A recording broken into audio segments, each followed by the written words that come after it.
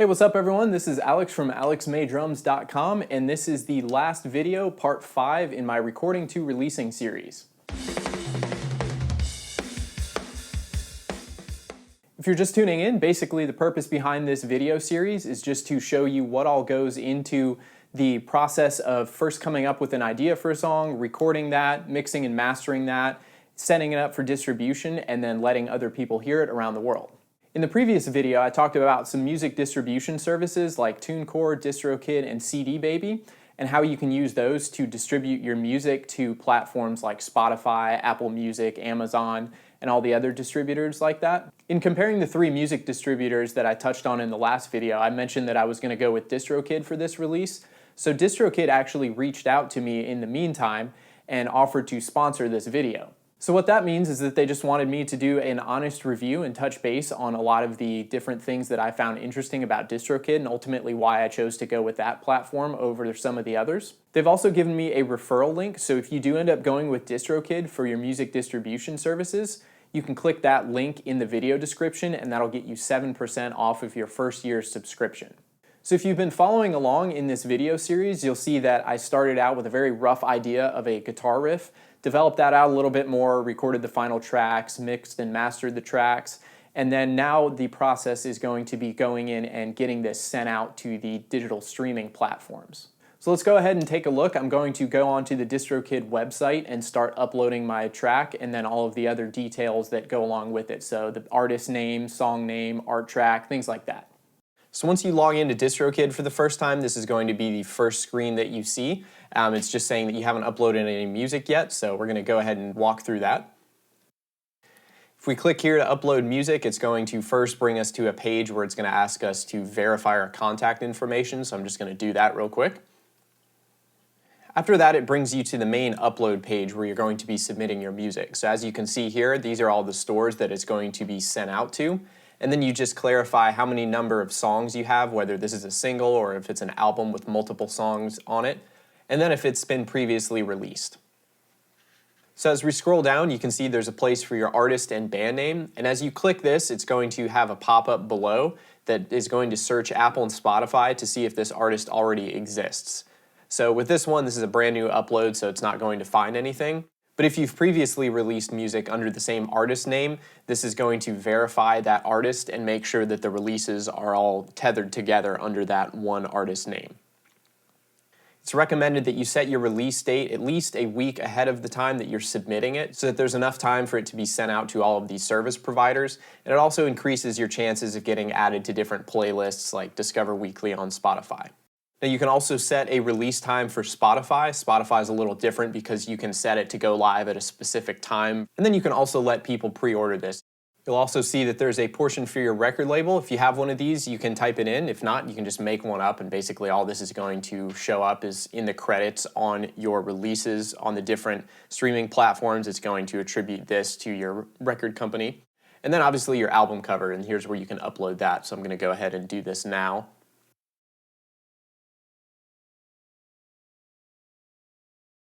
Then down here, you're just going to set the language that your track is in, a primary and a secondary genre.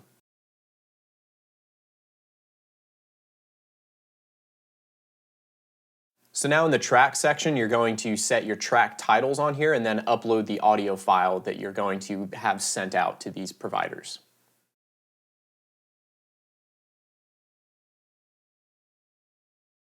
After this, we're just going to fill in a few more details about the songwriters' names, whether or not there's explicit lyrics, if it's a radio edit, whether or not it's instrumental. And then a cool thing you can do here is also set the preview clip start time.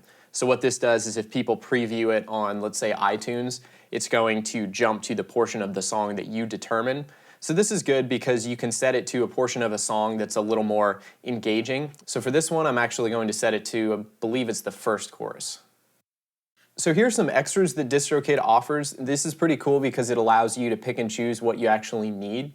So by default, I like clicking this Instagram and Facebook, just A, because it's free, and B, because this also allows you to add your music to Facebook and Instagram stories. So if you've ever seen that where people add music to their stories, this allows you to do that.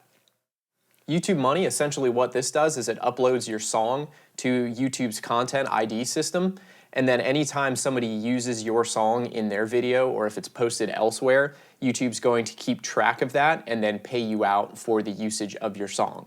So by checking this, DistroKid is able to claim that for you and then get you that ad revenue.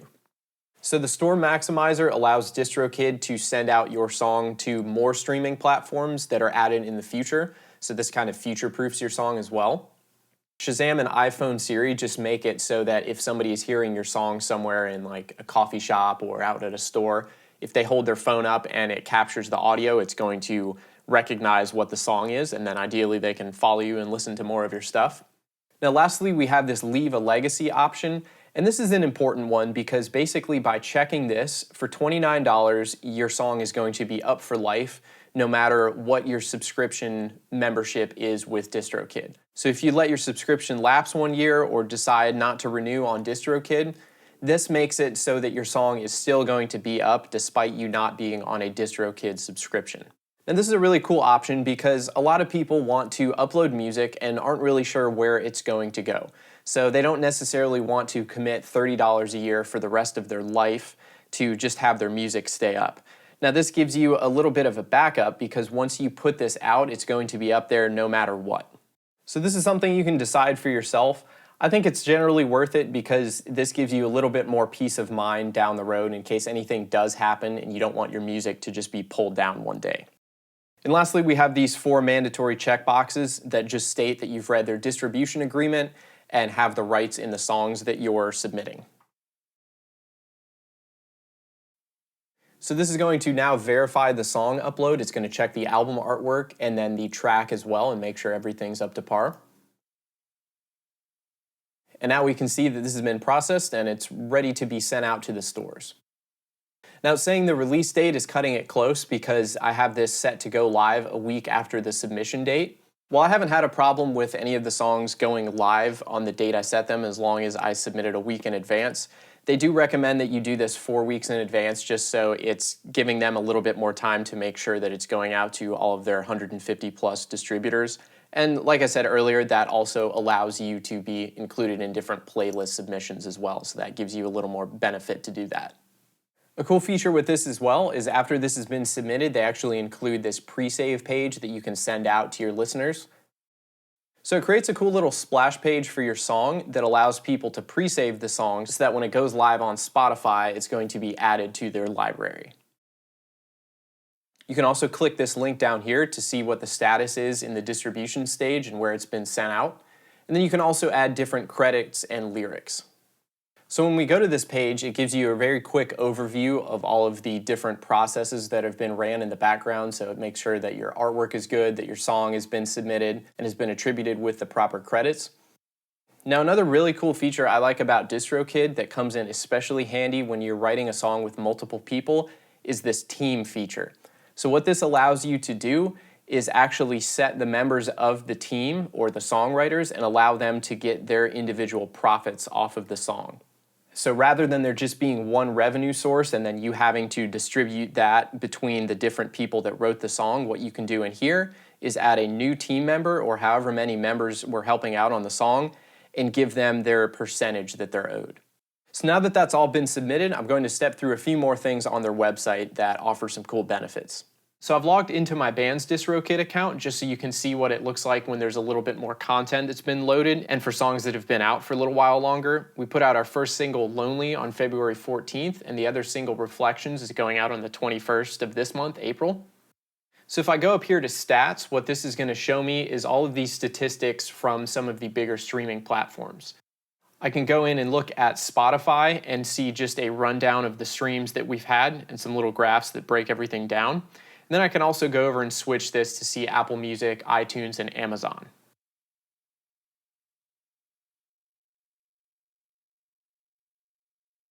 Now if I go over to Bank, this is going to show me my earnings on this song.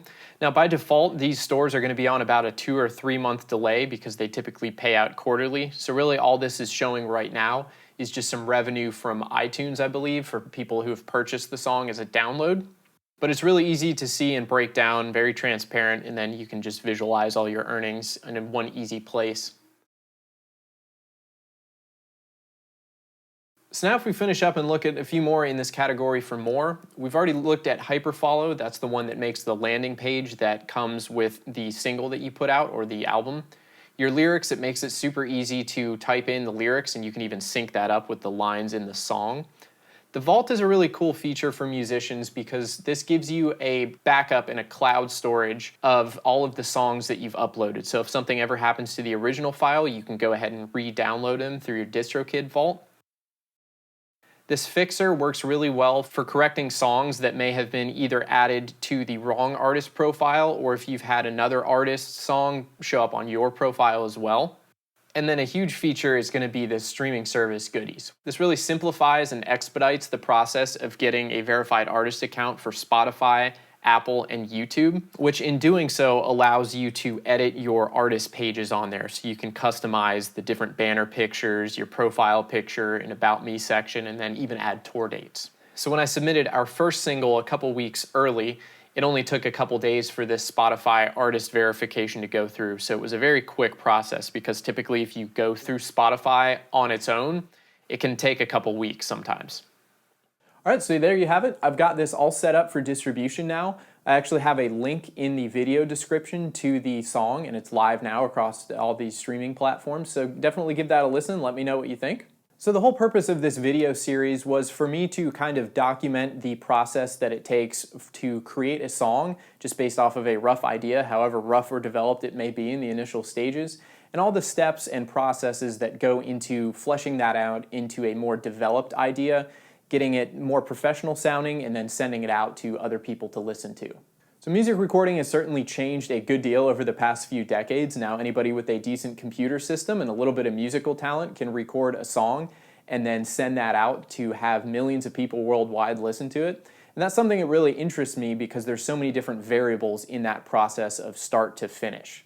So that's something I really wanted to touch base on in this video series, just because there's so many variables from start to finish when you're creating a song that there's multiple ways to do it. And I'm always very curious and interested to hear how other people get their songs out and at what stage do they work on different things.